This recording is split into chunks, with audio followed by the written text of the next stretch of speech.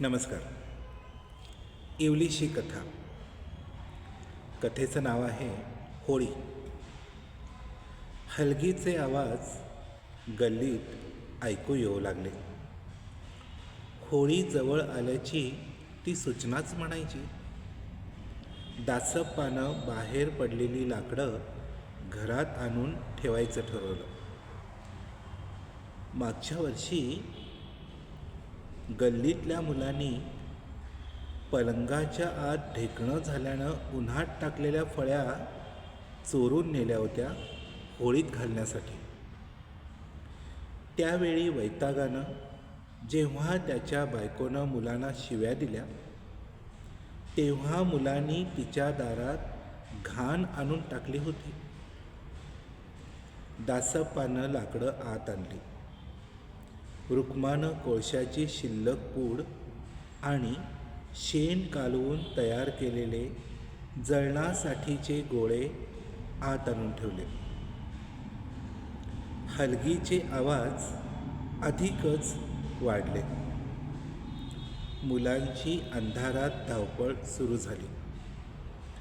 एका रात्री जोराचा काढ काढ असा आवाज झाला. मध्यरात्र होती. दासप्पा आणि रुक्मा बाहेर आली. अंधारात 10-12 मुलं तोडलेलं झाड ओढून नेताना दिसली. मुलांनी परसातलं गेल्या वर्षी पहिल्यांदाच आंबे लागलेलं हापूस आंब्याचं झाड तोडलं होतं होळीत घालण्यासाठी.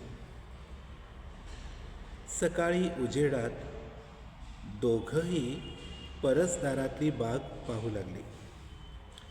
झाड गेलं.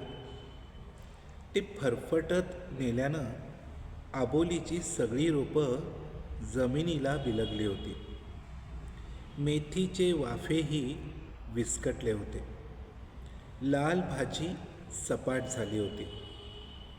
परवाच लावलेली कलमी चिक्कोची दोन्ही रोपं मुळासकट नाहीशी झाली होती.